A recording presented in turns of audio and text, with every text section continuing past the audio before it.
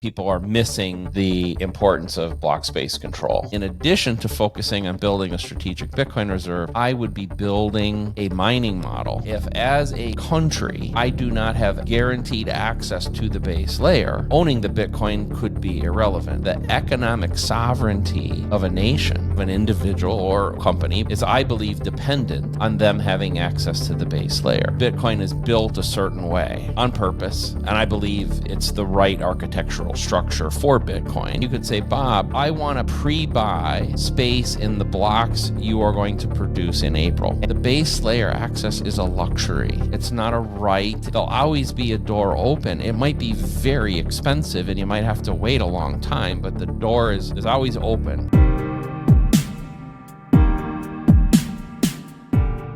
So many people talking about strategic Bitcoin reserve, which is great. I think people are missing the importance of block space control and the geopolitics around all of that. How important is that block space, and like what role will that block space, that scarce infrastructure, that scarce place in the Bitcoin ecosystem play in the future? So I think we have to start with, why is block space scarce? How scarce is it? And what does it really mean? And so as I think most people probably listening to the show know, every 10 minutes there's a block, roughly, right? But that block has got a finite size to it, and that size is 4 million weight units. But what that really means is typically you're going to see 3,000 to 4,000 transactions embedded within that block. Now you could stretch that in probably a maximum scenario. You could probably get north of 10,000. But as a practical matter, you're typically going to see in that range. I use 4,000 kind of as my typical barometer. And I don't think there's a lot that can be done to practically switch that. So if we know a block comes on average every 10 minutes and there's about 4,000 transactions in it, then we can extrapolate to look at it on an annual basis and say there are about 200 million transactions per year that can run through the Bitcoin base layer. And I don't believe that there's a lot that can be done to change that number. There are some people who disagree with me. I want to be, fair that there are other opinions. Some people think that some of the opcodes and things that are being floated around might stretch that number a little more. I personally don't have much optimism for that changing that. But so what that means is that at the base layer, that's really where all the action happens, right? If you want to take self-custody, has to be a base layer transaction. You want to consolidate UTXOs, has to be a base layer transaction. You want to open a Lightning channel, base layer transaction. So all of us around the world have to share those 200 million transactions. But there are 8 billion people in the world, and there are 330 million companies in the world. So if we look at that, we'd say, well, that math doesn't work really well. So, in fact, one example I give is if I sat here today and I said, I want to give every person in the world some Bitcoin. Let's say I had enough to do that, just hypothetically. It would take me about 40 years to accomplish that using all of the block space and all of the blocks. So what we have to do is understand that Bitcoin is built a certain way on purpose, and I believe it's the right architectural structure for Bitcoin, which is we have a base layer, which is the most secure area of the network. Its access to that is precious. That is, the equivalent of the bank vault, right? It's like this is the thing armies would have to fight to get to, right? In historical days, it's the central reserves. In the U.S., it would be the Fort Knox where all the gold is. Like this is our layer, and access to it is very restricted. And we've built a structure, or Bitcoin's based on a structure of layers, where things like Lightning or Liquid sit above it, and we can do side chains, we can do all these other things that allow higher volume of transactions to occur, but maybe with less security or less decentralization.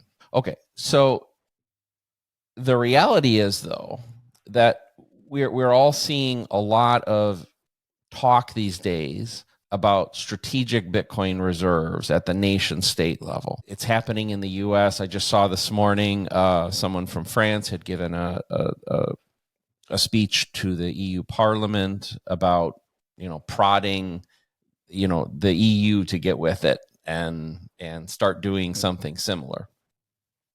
I think that's great. I have no problem with it. However, I think if I were the head of state, doesn't really matter what country of the world it is. If I was the head of state, what I would be doing is, at a minimum, in addition to focusing on building a strategic Bitcoin reserve, I would be building a mining model. And the reason is that if as a country, I do not have guaranteed access to the base layer, owning the Bitcoin could be irrelevant. So what I'm trying to get at is the economic sovereignty of a nation, of an individual or a company, but we're talking nation state right now, is, I believe, dependent on them having access to the base layer. And the only way for them to do that is to have access and control of some of the block space via mining. So just as a hypothetical, if I was the president of Algeria, say a small nation, I would be actively pursuing building a little mining infrastructure myself, but also doing something to attract mining into my country. A country of that size, I might have the goal of owning 0.25% of the world's hash rate. And the reason would be, if I own 1/4 of the world's hash rate, there are a little over 1,000 blocks produced every week, if we just look at it that way. And if I own 0.25% of those, I'm going to produce about 3 blocks a week. So what that means is, the country of Algeria, in this particular example, by having control of that hash rate, it means they can create what are called the block templates. They can decide what transactions go in to all the blocks they're trying to create, and about 3 times per week, it would be the transactions they selected that get included in the block. And so even if there was an international ban on commerce, I was blacklisted as a country, I was in disfavor with the West or with China or with Russia, there's nothing any of them could do to stop me from doing commerce with the rest of the world. And by extension, what I would do is I would have a set of rules for the blocks I was creating in Algeria that said, first, the business of the Algerian government, those transactions get put in. Second, probably the more significant corporations within the country, I'm going to prioritize their transactions. And then third, the citizens of Algeria would maybe be next. And so I use the term economic sovereignty to kind of describe this, that it's not really a form of warfare, but I think it's a way of defending yourself against economic persecution in the international community, and guaranteeing that you have access. Because if we take the opposite scenario, let's say you're Algeria, you have no mining, but let's say you own 40,000 Bitcoin. Well, it may be difficult for you to get access to that Bitcoin and use it to your advantage if you don't have access to block space, especially if other countries join in. And by the way, I don't necessarily like this. I don't love the idea as a Bitcoiner of a bunch of nation states controlling a bunch of the hash power. It's not a very Bitcoiner thing to do. To a certain degree, I've even had internal battles with myself about, should I be talking about this? But I think the reason I want to talk about it is that I do think there are things we can do about it, and we have to make sure that we don't let all the hash rate go that direction.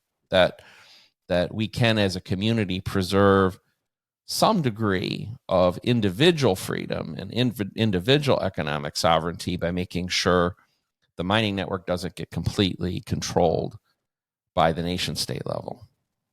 That's super interesting. There are many directions I want to go now, but maybe let's start with that. We talked about strategic Bitcoin reserve and Donald Trump and the mining. And he said one thing that we laughed at when he said we will mine all the Bitcoin in America. Yeah. But that's basically the thing that, like, what you are saying is like the USA should fight for mining all the Bitcoin, even they will never get to all the Bitcoin, but should fight to get as many Bitcoin miners as possible into the USA realm, and maybe even like on a nation level. Is that? Do you think he got it, that game theory aspect of it, or it was just something that he said? I doubt he got it, but sometimes you get the right answer for the wrong reason. So I don't think he understands what I'm talking about here. But it would that would be the result, because I know this will probably sound controversial. I guess it probably is controversial. But I'll go back to the Algeria example. If I was the president of Algeria, and there was a magic genie, and the magic genie said, you can have 40,000 Bitcoin right now. Just boom. You own it. Here are your keys. You have 40,000 Bitcoin. Or you can have 1/4% of all the world's hash rate for the next century. Which do you choose? I would pick the hash rate, because just owning the Bitcoin does not protect the sovereignty of my country and its people, but owning the hash rate does. So, like, owning hash rate is more important than owning the Bitcoin itself. At the nation state level, yes. I think at the nation state level, but individual level, not, because it's better. It's a better decision to directly buy the Bitcoin. Yeah, well, I would still. I mean, if it were possible at the individual level to do that, I would actually probably even. Then I'd have to think about it a little more. But nation state level, I think the answer is clear. Probably at the individual level, I would still pick the hash rate, because I believe that hash rate will be monetized. It is. When you think about, so I am a miner, just to preface it, I don't know if we've talked about that, but I am a miner. I'm sometimes I like to say, like, my mining operation is big enough to not be small, but probably not big enough to be big. So, we're a medium-sized commercial miner, private miner. We control hash rate. We're big enough that in the course of a year, we will win blocks. We'll win several blocks directly from my operations. We publish that sometimes that we do, because we use Ocean, which I'm also on the board of directors of, which is a unique aspect of Ocean. It's a sidelight, is that when you win a block with Ocean, like, we know exactly what machine won the block. No other pool offers that. So I know when I won the block, and I create my own templates too. So I guess what I'm getting at is over time, I believe when you are a hasher, when you do create templates, you have a certain responsibility. There's a certain Bitcoin citizenship that I take on when I do that. I believe I must act ethically and act in the best interests of Bitcoin by doing this. That said, I believe there will be numerous ways for block space to be monetized going forward, and that those that control it will be the ones that get to monetize it. So the simple one is, for instance, a product that we're working on right now, which is a block space forward idea, which is, it says, let's say we're here on in mid-December of 2024. But let's say you, Robin, are running a business, and you know that in April of this year, you're going to have to do a lot of base layer transactions. So in the present world, this means that you would have this, in today's environment, you have this big unknown. You don't actually know. Let's say you have to do thousands of them for as an example. You have to do thousands of base layer transactions in April. You don't know what it's going to cost you to do those transactions. And you actually don't know for sure whether or not you're going to be able to do them. Because one, as is obvious, we don't know how big the backlog is going to be. How many transactions are pending in the mempool. And we don't know what the quote unquote bid price for transactions fees will be to be at the upper end of the priority. But what you also don't know, and I think people forget, is the people that create the block templates can choose any transaction they want. They don't have to pick the most expensive ones. That's what I was talking about in the Algeria example, right? Maybe we reach a point in time, I think we will, where the people making block template creation decisions, what transactions go in blocks, aren't motivated by the block reward. They're not motivated by how much they're being paid in transactions fees. Their motivation may be completely different. A good example would be if the country of Algeria was in a situation where they had been kicked out of the SWIFT system and they needed to buy wheat from Russia to feed their people. Well, if the global monetary system running the fiat system, the global fiat system, was not allowing that transaction to go through, then they're going to prioritize that purchase of wheat from Russia on the Bitcoin network. And it won't matter how much money, if you were at the same time trying to get into a block, for at least their template, it won't matter how much you're offering. They don't care. They need to get the wheat to their people, so they're going to make that transaction go through. So the same thing applies, I think, at the individual level, where you may want to guarantee that. So me as a miner, let's just keep it simple. If I own 1% of the world's hash rate, that means on average I'm going to produce 1.5 blocks per day. So you could come to me now in December and you could say, Bob, I want to pre-buy space in the blocks you are going to produce in April. And we will agree today on a price, let's say, of 25 sats per VByte. Now, I will be contractually obligated to honor that price for you when the time comes. And I must prioritize your transactions above anything else in the blocks I produce in April.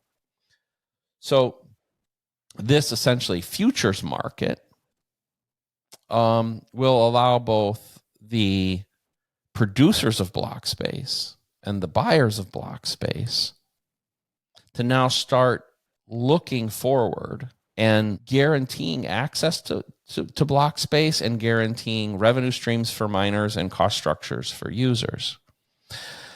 And I think this is part of a healthy ecosystem that we can't, I think we as Bitcoiners will often talk about hyper-Bitcoinization and like these sorts of things. Well, if we're in a hyper-Bitcoinized world, or one that's starting to hyper-Bitcoinize, we can't expect corporations, as an example, to just accept that whenever they need to make a transaction, they're going to go into an open real-time market and bid for a transaction.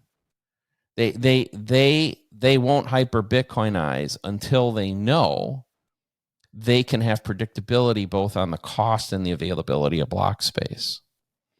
So anyway, I think when you start thinking about these types of things, start realizing the implications of block space control, like how important it can be, and how not having it could be existential to a company or a nation.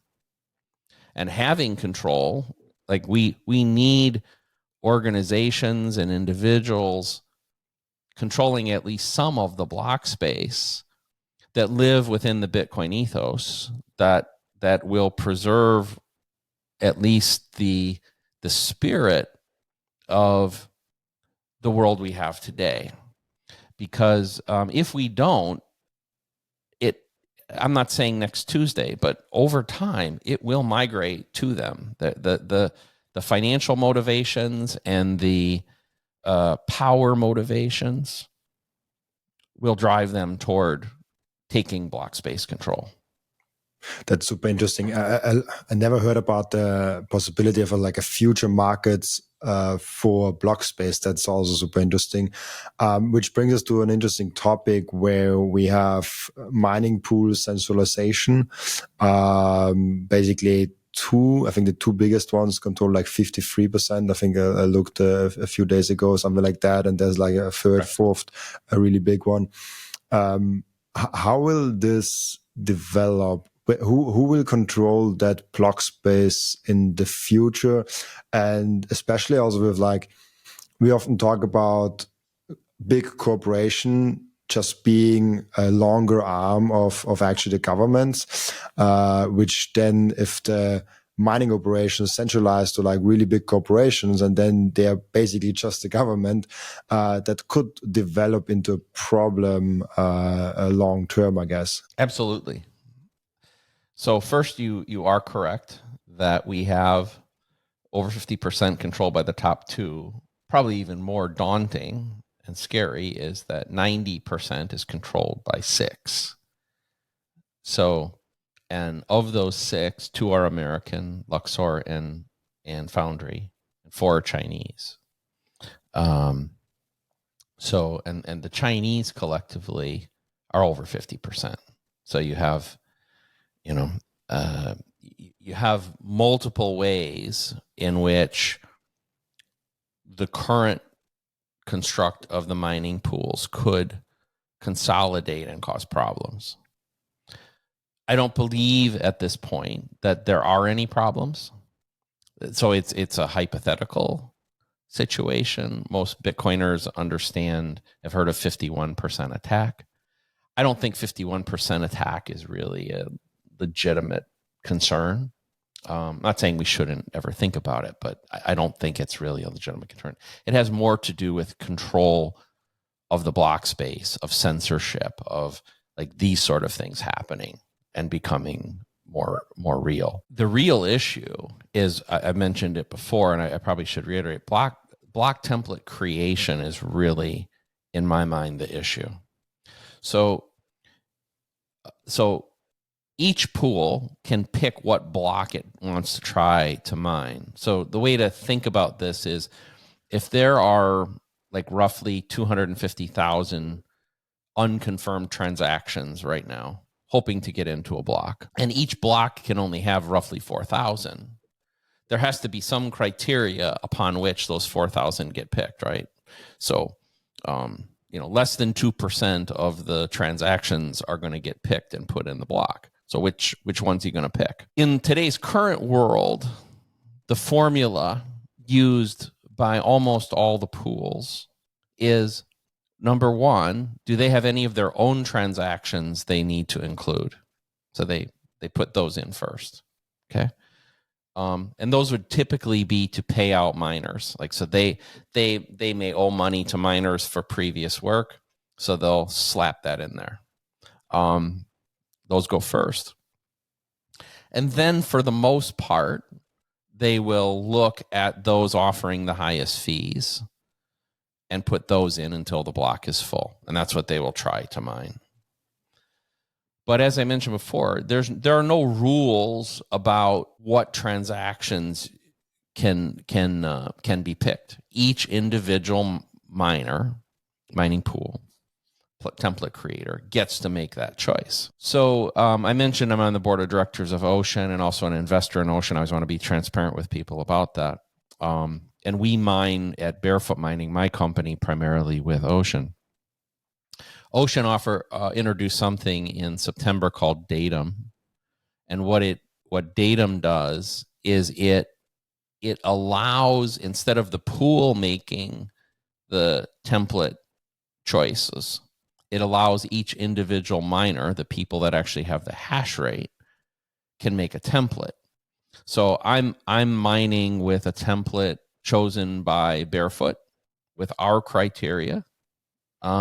And Robin, if you were in the pool, and you could create your own template, we'd be mining together. So if I win, I get the percentage of the reward equivalent to my hash rate contribution, and you get, and the same for you. It doesn't matter who created the template. We share the proceeds based on the pool. So this is a big innovation, because what it allows us to do is go from a world where there really are just primarily 6 companies in the world, those pools I mentioned at the beginning, that are creating the templates. So now, even though Ocean is a pretty small pool, we only control about 0.5% of the world's hash rate right now, but we're creating dozens of different templates today within that. So the people in that, there's dozens of different people who are creating individual templates. So we've had an order of magnitude change within the Bitcoin network about how many different template choices are being made. And that's very important, because obviously we hope Ocean grows. I also hope other pools, even though I'm in Ocean, I want other pools to come up. I want other pools to offer template choice to miners, because as a Bitcoiner, I know that what we need is hundreds, if not thousands, of different template creation points. And we need to assume, as you said, these big corporations that are mining, whether they're the U.S. public mining companies or the larger mining pools, it's highly likely that either directly or indirectly they become arms of some nation state, or heavily influenced by some nation state. And that's where we see what I would call true censorship coming in, which means, there are blacklist addresses or whitelist addresses, like those sort of things that are predicating the template choice. And that's where the danger really comes in. I think, like, what I usually hear is that we need way more pools. And with more pools, also more templates and all those things, as you just mentioned. In general, when we look at mining, there are really big, and I think you actually, it came up in a recent podcast, but I think that model actually comes from you, like with horses and rabbits, like the different sizes of it, that comes from you. We need more pools, but is it also important to have different sizes of the mining operations, and maybe also more smaller ones, like home miners that have like a few miners at home, I don't know, heating up their pools, heating up their water, and maybe heating up their apartments? Is that important, that we not only decentralize the pools, but also decentralize the location of the miners and how big they are? Yes, for sure. What you're referring to is several years ago, I was looking at kind of the landscape, and I realized there were three distinct classes of miners emerging. One I labeled the rabbits, and that's the individual home miners.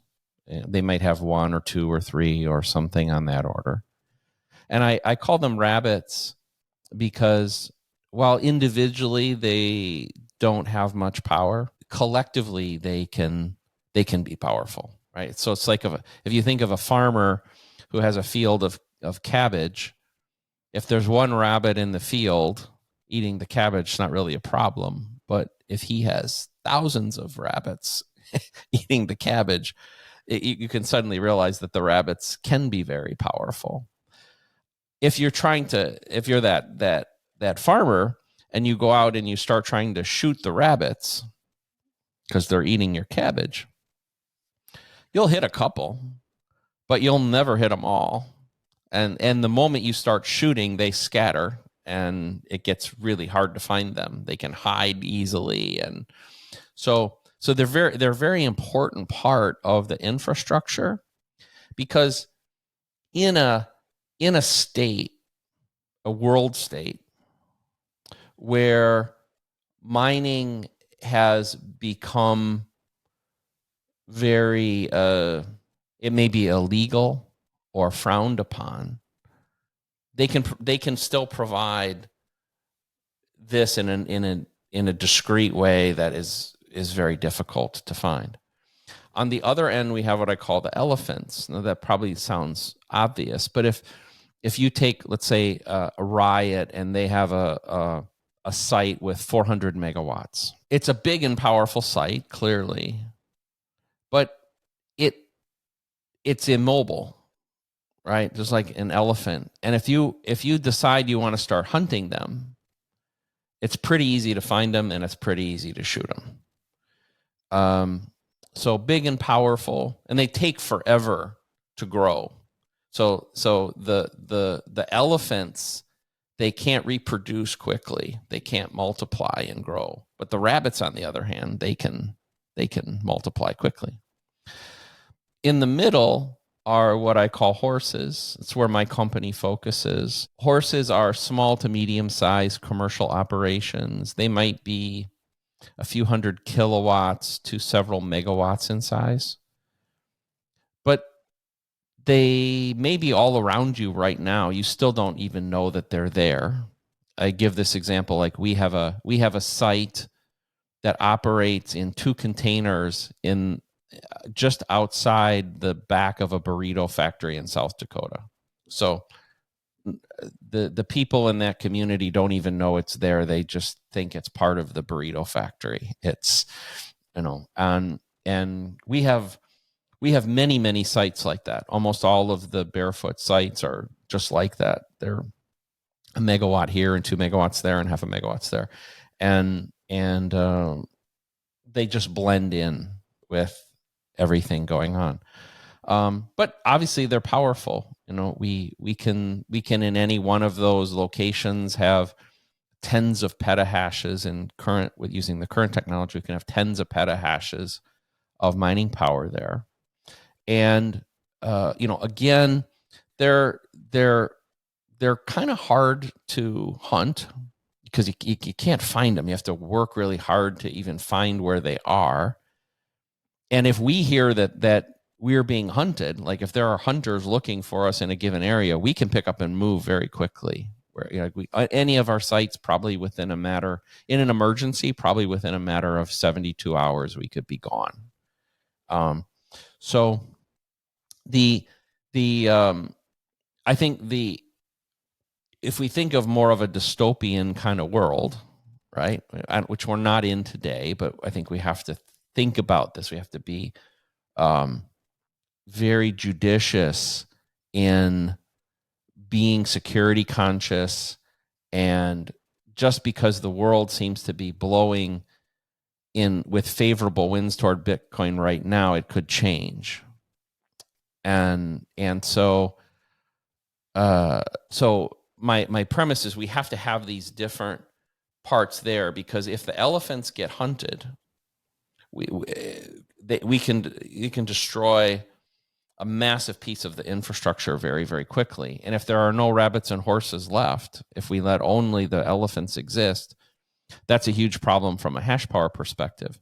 But the other part is the template creation, because if we can also have the rabbits and the horses being template creators, that really provides us with a lot of security. And so I would feel best with well over 50% of the hash rate.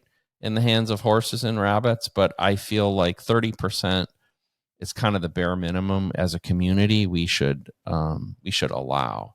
And I hope, like you started this conversation talking about the rabbits. I hope we see a return. There was a period of time early in Bitcoin when almost everybody mined, at least a little bit. And I hope we have that again, where we have millions of rabbits out there. And some may just mine in the winter months when electricity prices are right, or they need the heat in their home, and others may like you said, they may do it to for their pool heater, or a small business that uses them to dry beef jerky or create heat for a greenhouse. We actually have a small operation that does that already. These are really important for the long-term security of the network. What is the? I mean, it's probably not. You probably cannot pinpoint an exact number, but how is the distribution right now currently with like rabbits, horses, and elephants? Well, we know that 30% of the hash rate is controlled by the U.S. public miners. So we start right there. There are some other big organizations around the world that are private that are also have significant hash rate. So I think we're in the neighborhood of 45 to 50% that would probably fall into the elephant category today. I think the rabbits are well under 10% today. I would really like to see that number increase, but in crude terms, maybe we could say 50% in elephants, 40% in horses, and 10% in rabbits, something on that order.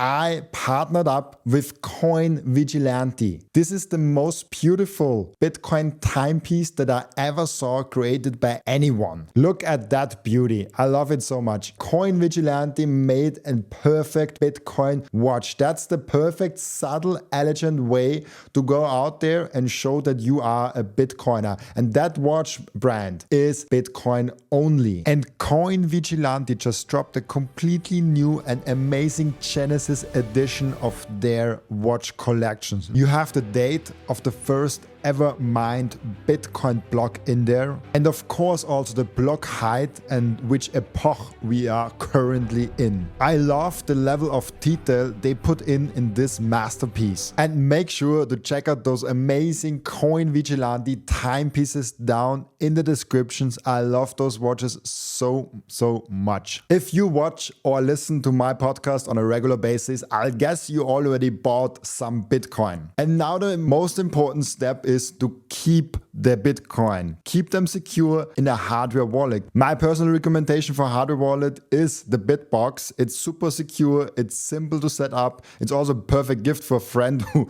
has still their Bitcoin on an exchange. And you can get a 5% discount with the code Robin at the checkout. Visit bitbox.swiss/Robin to get your BitBox. And the next step is to really level up your sovereignty as an individual.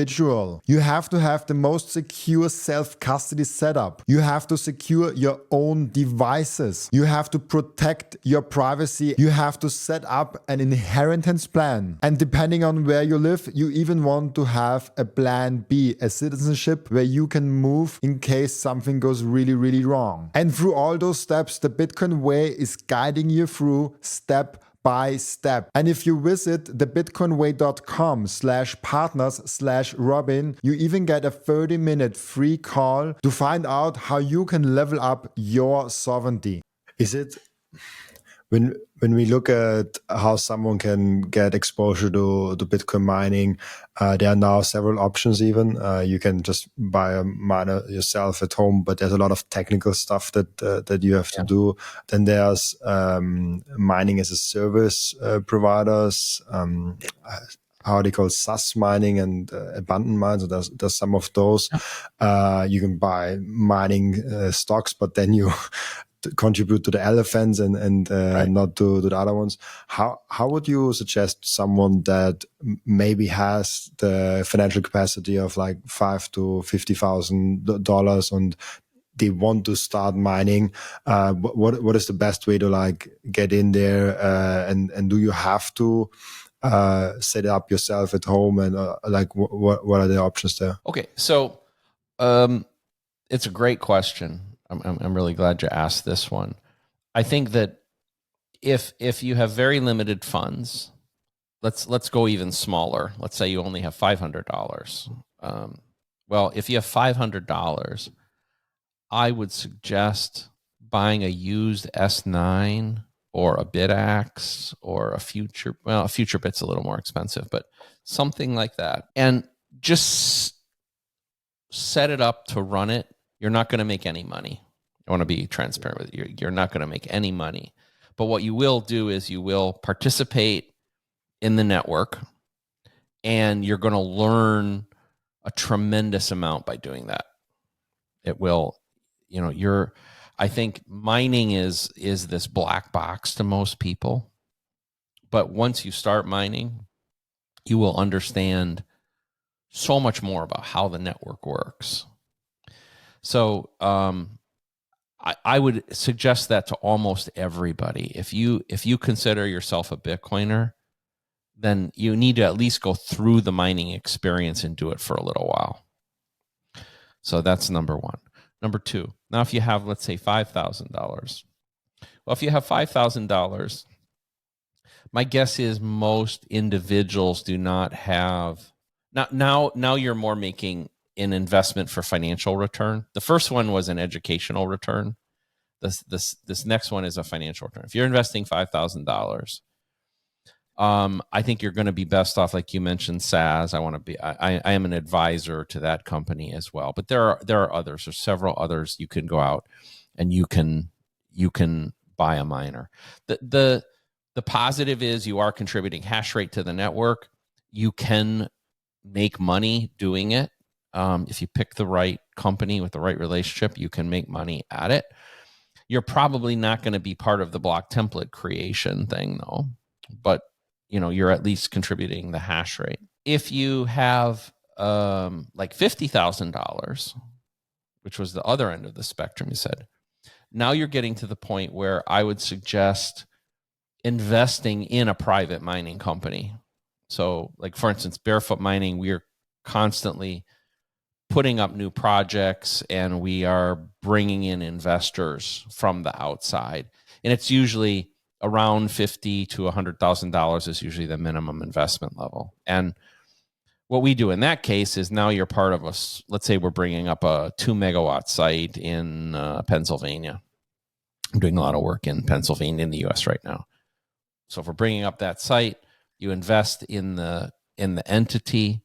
You can at least have a voice about things like template creation. You can talk to me. You can say, this is where I sit philosophically. And you get paid in Bitcoin. So, and then I guess the third thing is, you could also invest in the miners, in the public miners.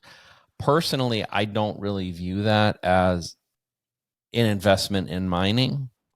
I think because it's a fiat investment with a fiat return. A lot of these companies, I have philosophical issues with many of them because I don't see them as very Bitcoin-centric companies often. And I see them making decisions that are not always in the best interests of Bitcoin. So if you do that, I would say, really do your research and really ask yourself if what that particular company is doing aligns with your ethos and what you want. Because it might not. It might be that they're just things to look for. Are they mining shitcoins in addition to Bitcoin? Are they, have they been financially responsible? In other words, if companies are mining at a loss, they're creating pressure, and what they're doing is they're using the public's money and cheap fiat money to allow themselves to operate at a loss while paying themselves really high salaries, then they're putting pressure on the private miners and making it harder for the private miners who are who must operate at a profit. So those are just things that I would say if you decide to invest in public miners, obviously it's a free world. You go do what you want, but make sure that they're philosophically aligned with you. Interesting. A thought experiment. When we're now having a world where everyone is into Bitcoin and we are using it every day, and we actually have a lot of competing people in Bitcoin mining for the block space, and you have to pay high fees and all those things that we currently don't have. Right now, it's comparably cheap to make a Bitcoin transaction. Depends on how you compare it to, but it's possible for most people.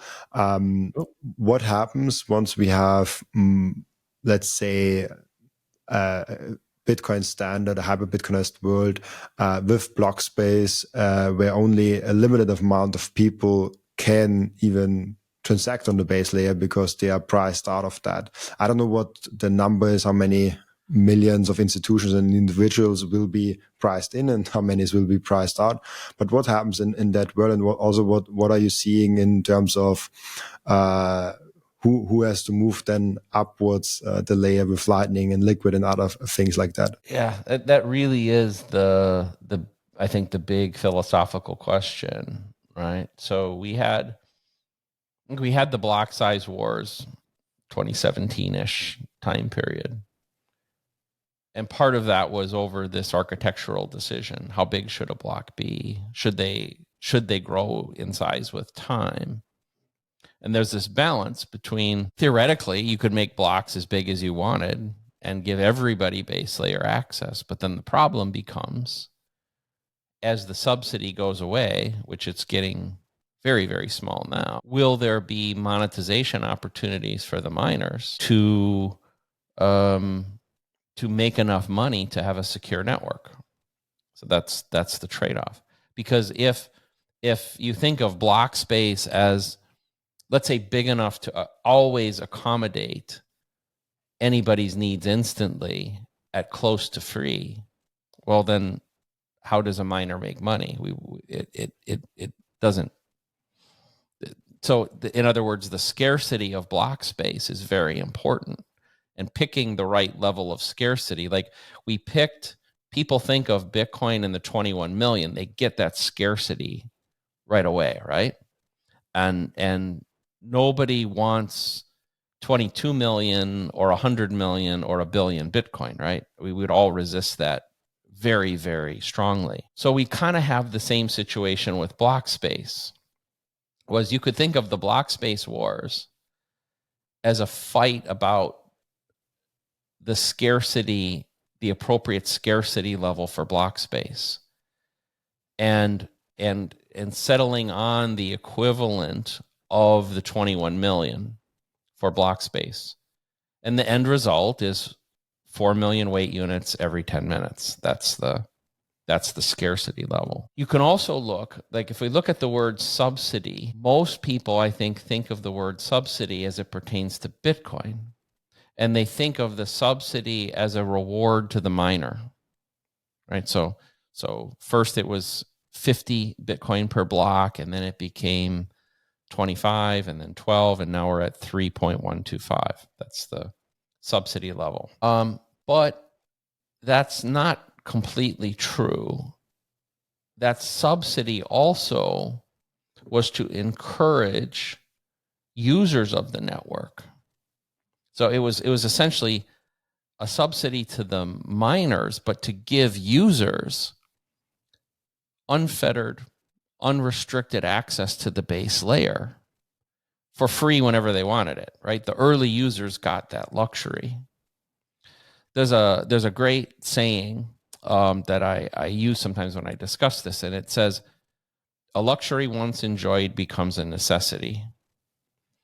And so in other words, like when you fly first class in an airplane, you want to fly first class every time, right? When If you've ridden in a Rolls Royce, you go, well, I think I'd like to ride in a Rolls Royce every time.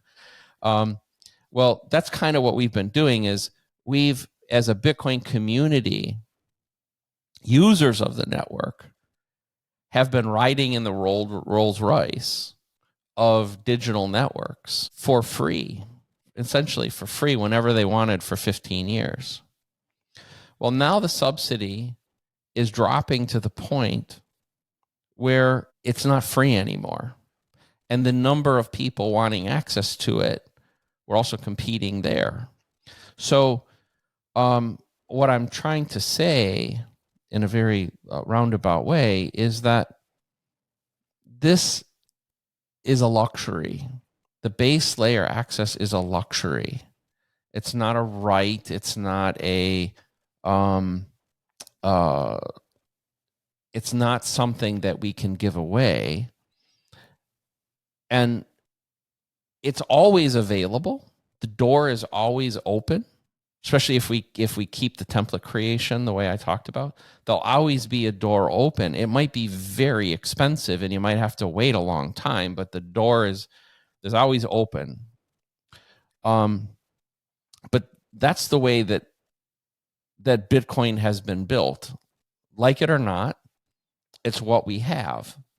And the dream that I think we falsely profess of, everybody should hold their own keys. If it's not your keys, not your Bitcoin, we set a standard that isn't realistic for 8 billion people and 330 million companies. It's just the base layer is not constructed that way. And if it were, it wouldn't be scarce, and we would have a really difficult time securing it. So this is what the architectural trade-off. I believe what Satoshi created was genius in that finding this balance in the network is really, really difficult. And it got fine-tuned a little with SegWit, although you could actually argue SegWit was a mistake, but it got fine-tuned a little bit with SegWit. But we still basically preserve this same balance. We have the same subsidy schedule, the same dependence on fees, the same basic transaction capacity that we had at this origin. And I find that magical. And as a technologist myself, my respect and admiration for what Satoshi created is unlimited. I'm continually amazed by what he did. But we are going to have to get used to people operating at second and third layers. I think that we shouldn't ostracize people that make the choice of buying through an ETF or using MicroStrategy stock as a proxy, because not only is self-custody still difficult for a lot of people, when you start thinking about the future, you think about people who are maybe thinking about really long-term planning, they have to trade off their ability to maintain these keys, maintain access to the network, and pass this wealth on to future generations. It frankly probably will be easier for most people to use non-custodial solutions. But I would still recommend that if you're in a world where you can take custody now, that you at least have some of it in a self-custody solution, but probably not all of it. Yeah, it's a good point, and it's really. I was in Abu Dhabi, and I think I brought it up in the last 3 podcast episodes, but I will bring it up anyways. There was a room full of people, thousands of people were there, and the speaker asked on the main stage, "How many of you have tried self-custody?" Not even half the room raised their hand. So self-custody, even, I think it's really important to use it right now, as we have the luxury to have the Rolls Royce, but it's also something that is a luxury. And I love your Rolls Royce example, because I truly think it is something that we should enjoy it and we should appreciate that. And we know it will not be something everyone can do once we get to have a Bitcoinized world. Yeah, just the reality. And I think sometimes we have to deal with reality, right? I think that's I love the dream. I wish somebody could create something that was like that, but that's not what we have. And I think the miracle of Bitcoin has been presented to us. It's a, believe whatever you wish spiritually, but I believe it's a divinely inspired technology that will create a lot of freedom for people. The biblical thing, money is the root of all evil, like that sort of thing. Well, I think this is a chance for you to have money that's much more resistant to evil than anything else. And whether you believe that spiritually or just human nature, I think it serves that purpose. And so instead of complaining about it, embrace it, be thankful for what we have. I think we're at that time of year, right? We're in the holiday season. It's a good time for reflection and those sort of things. And like, hey, it's an amazing gift. Embrace it. Don't fight it. But also, I'll say this too. Don't allow these big centralized forces to have all the control at the base layer. That was part of my messaging going kind of back to the beginning, is like these, whether it's the nation states, big banks, central banks, big corporations, if you believe the world's going to hyper-Bitcoinize, they're coming along. Like we're not going to stop them from being part of the Bitcoin revolution. And if it happens, and I believe it will, then they will want to be part of it, and they'll want to be a big part of it. So we have to preserve as much as we can that's kind of pleb level, ethos driven Bitcoiners, because they probably won't be. They will be. They will look at things differently. But as I mentioned before, I really hope we can keep like 30% of the network.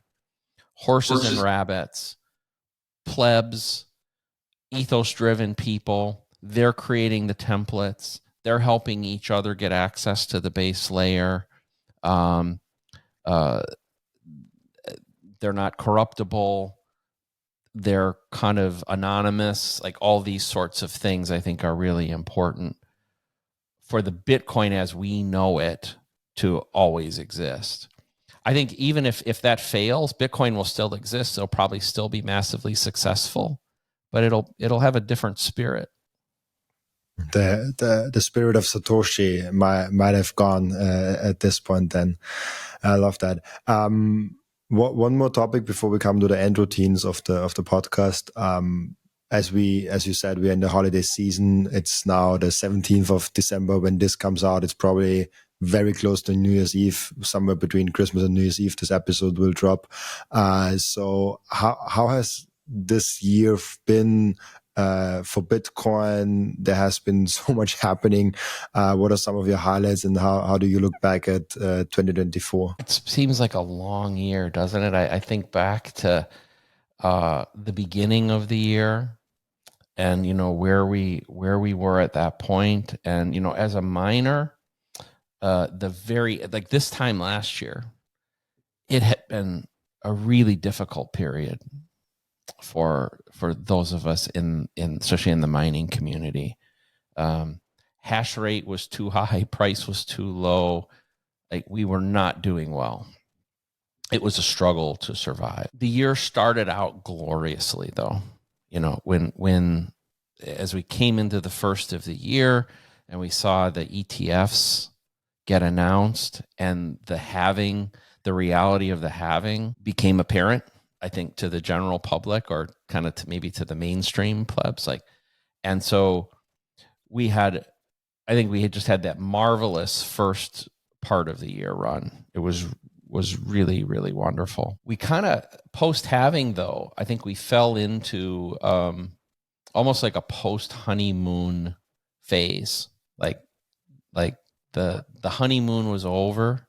And I'm not just talking like price-wise. I feel like the community kind of lost some of its enthusiasm, like because we just had such a great run in that first part of the year. And the summer got pretty difficult again. Like I wrote a tweet that was somewhat popular about Dante's Hell, and what had happened was hash rate continued to grow, was skyrocketing, but the Bitcoin price was falling, and there were no fees, and we had the halving had occurred. So I had done this tweet about Dante's Hell, about how the price, every time it went down another $1,000, we went down another level of Dante's Hell, and that if we went much further, there would be nothing left but ashes, because the miners were.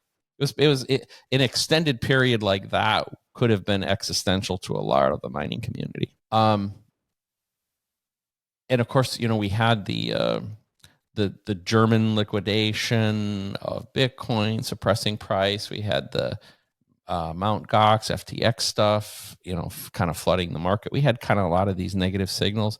I think at that point, especially in the U.S., we knew the elections were coming. I think there was a lot of concern that the current administration policies were going to continue, that they might win. And that would probably have a global impact. I think things started to really turn positively, really, with the election. That for me, what happened in early November with the election of Trump, and also the Republican control of both houses. And I'm not a Republican, by the way. I'm not a Democrat either. But I think that I'm looking at it through the optics of Bitcoin. What we found was the political alliance was forming and gaining power around a pro-Bitcoin platforms, and that I think we really had an influence over the elections. And I think now we're starting to see that ripple into other places. We mentioned earlier, saw the speech in the European Parliament this morning from one of the French members. Yesterday, again, we're recording this on the 17th. The Canadian finance minister resigned. There's rumors that Trudeau will be resigning in Canada. There's a lot of these groups that have been very anti-Bitcoin. We're sitting on $108,000 Bitcoin today. I think the mood is very, very positive. So I come into the year with a lot of optimism.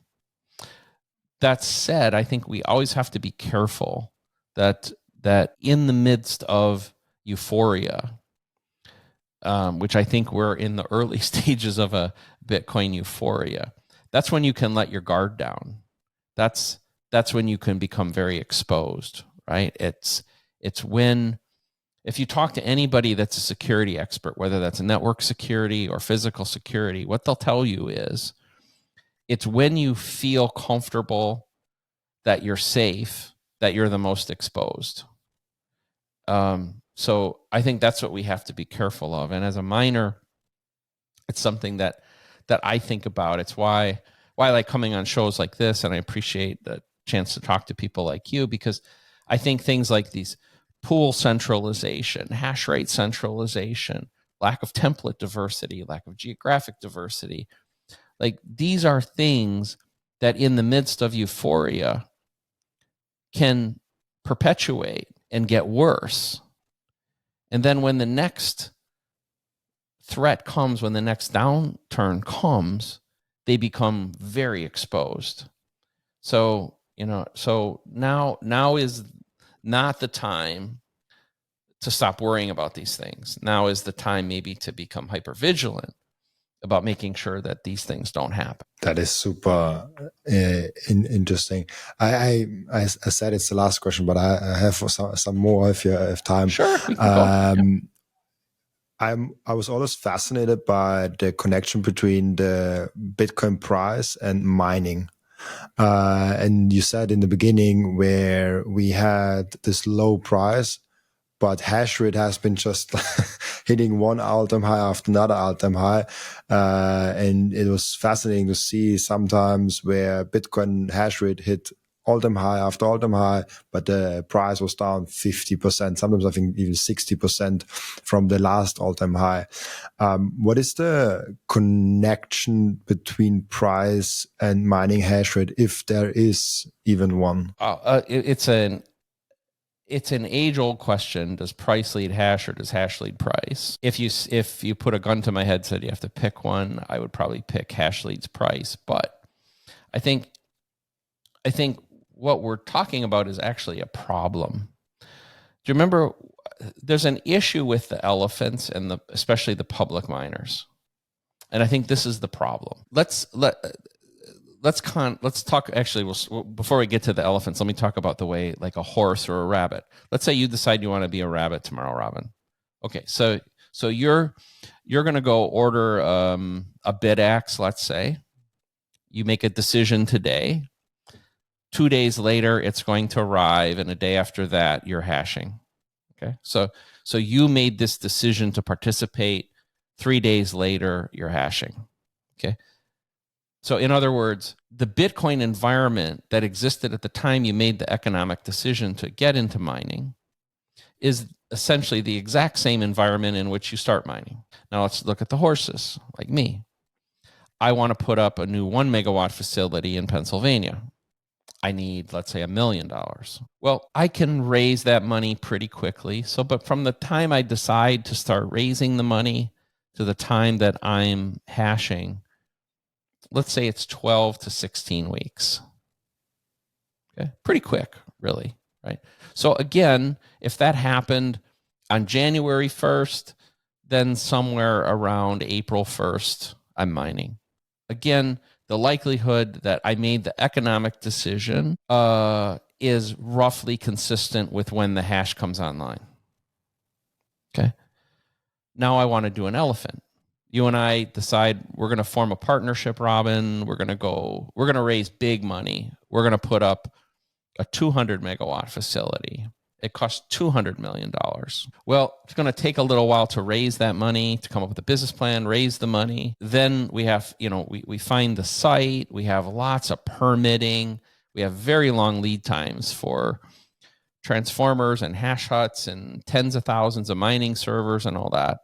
So we come up 15 months later. Now, what are the odds that the economic conditions upon which we started this venture match with our expectations? They're pretty low. So I took you through that because when you look at hash rate ripping, when the hash rate is ripping and it's led by the horses and the rabbits, it's a reflection of current economic conditions. When it's being led by the elephants, it's being led by expectations set 1 to 2 years earlier. And so that's the problem, is that, and what also is really difficult is that predicting where hash rate is going to go is hard. So let's just pretend, again, we were doing this $200 million project. You and I are executives in a big public mining company. Well, sitting in other boardrooms of other big mining companies are other people who may be making a similar decision, but we are unaware of it. So we don't really know the future hash rate conditions very well. We didn't talk about it, but I came from the personal computer industry. That was my background, early days of the personal computer industry. And we face this problem sometimes in the personal computer industry. And it would work this way. I worked for a company called Gateway, and at one time we were one of the top 5 PC companies in the world, making like 10 million PCs a year. So in an era like 1995, which was a heyday in the personal computer industry, we would sit in a room on an annual basis And we had very sophisticated models, right? We had a whole team, actually, that worked for me, to try to model what the growth of the personal computer market would be and what percentage of that growth would be ours. But all of our competitors had the same thing. So what would often happen is something like this. Let's say globally in 1994, 100 million PCs had been produced, and we had 10% of it. Now, we look at the overall market, and we think it's going to grow from 100 million to 120 million. And we think instead of 10% of the growth being ours, we're going to pick up market share. So we're going to get 20% of it. Okay. So what that means is we go off to our suppliers and we order parts. We did 10 million one year. Now we're going to order 12 million. So for hard drives and processors and motherboards and all these things. So we order 12 million. We get the supply chain moving, for us growing 20%. But over at Dell, which maybe had 18% market share, they do the same thing. They think instead of 18%, they're going to get 18% of the growth. They think they're going to get 30% of the growth. So instead of buying 18 million in parts, they buy 23 million in parts, and they get the supply chain moving. Well, it's very rare, if you think about the psychology of people, for people to forecast that they're going to shrink, right? But the reality is, every year somebody shrinks in market share and somebody grows in market share. So what happens is we ran into this problem in the industry. Everybody would forecast growth, and both in the overall market and in their hash rate, or in their production rate. So the market would get overproduced in these periods of euphoria. It's partly what I was talking about before. Like these periods of euphoria, everybody gets caught up in it and they overdo it. Like they go overboard and they overgrow. We're just, by human nature, I think we're optimists, but it can be a fault. So one reason the hash rate continues to rip is, I think, people being overly optimistic. And that causes problems, because I think at periods of time, it pushes a large piece of the mining community into economically disadvantageous positions that would not happen if this overexuberance hadn't caused that growth. So I think we have to be very careful.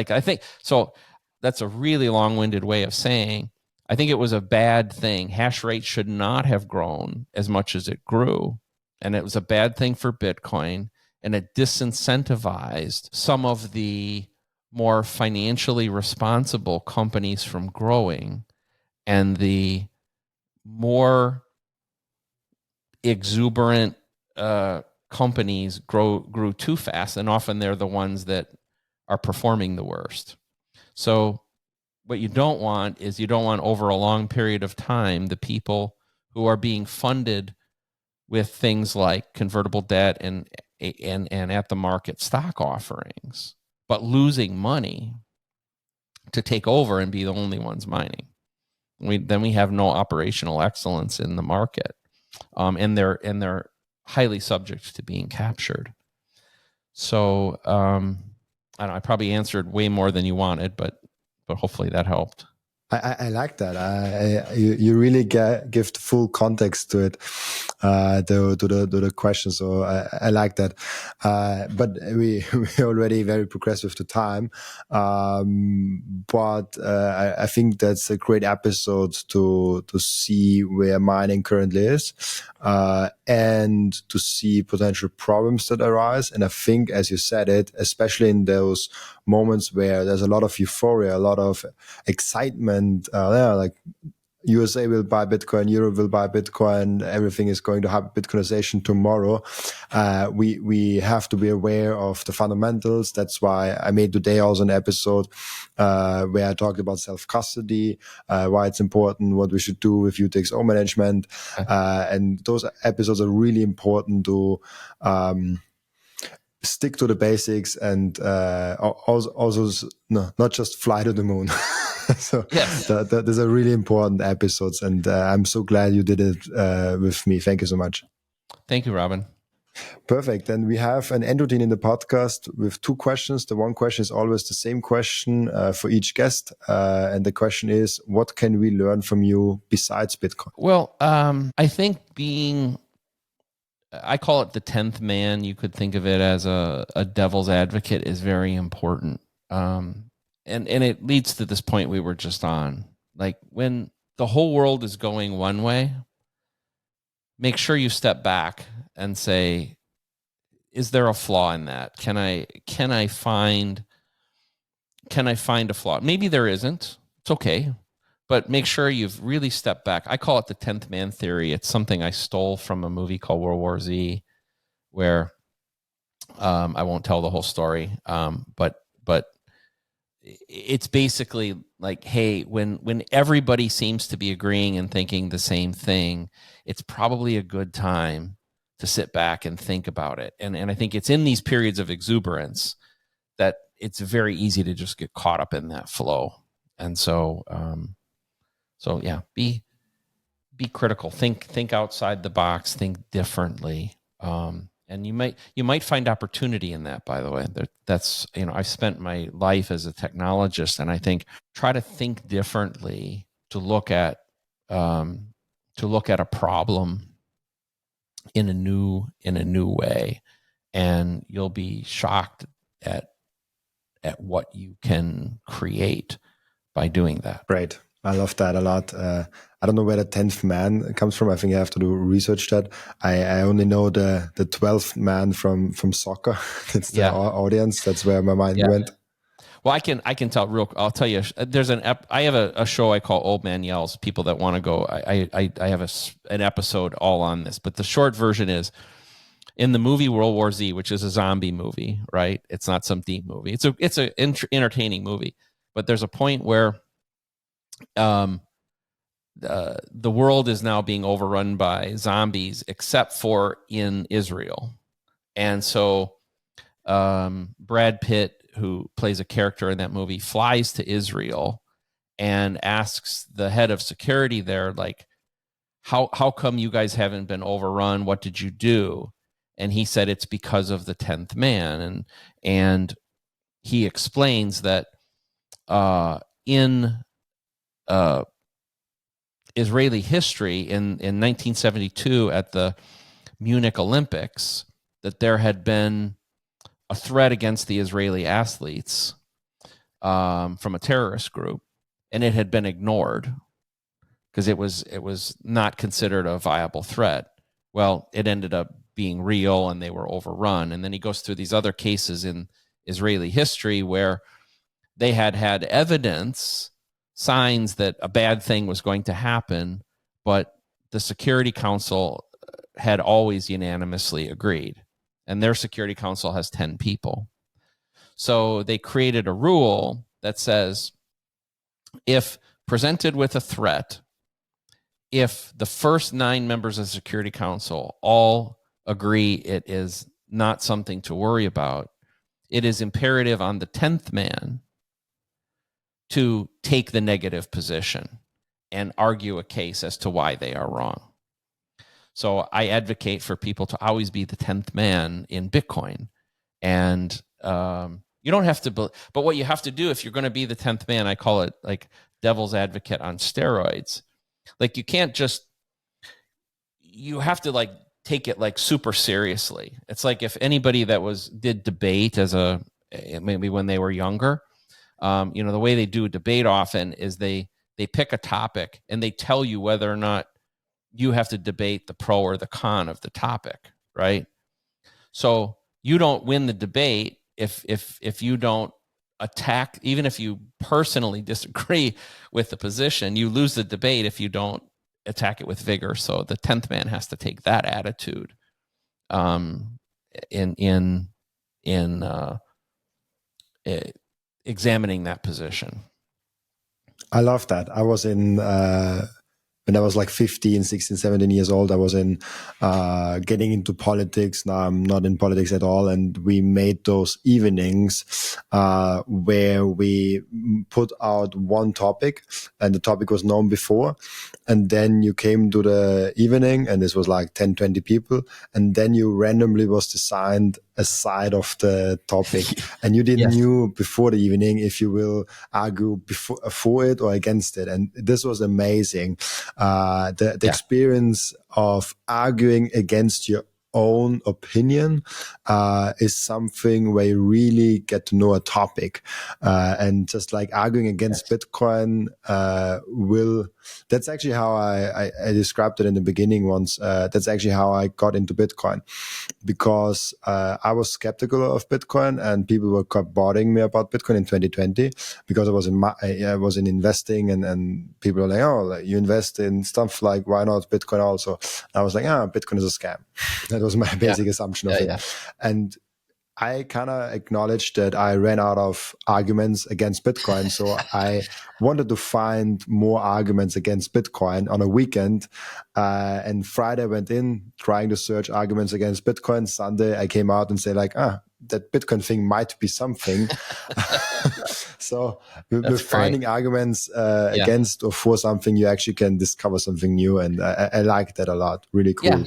Yeah, absolutely. And you can apply it to anything. Like, should I own mining stocks or not? Should we be worried about how many pools there are? Should nation states control block templates? Pick whatever topic you want, but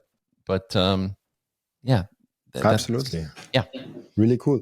Perfect. And we have another end routine where the previous guest is asking a question for the next guest without knowing who the next guest is. And the question for you is, what is the best analogy to explain Bitcoin you ever heard? Okay. Your previous guest is evil, but okay.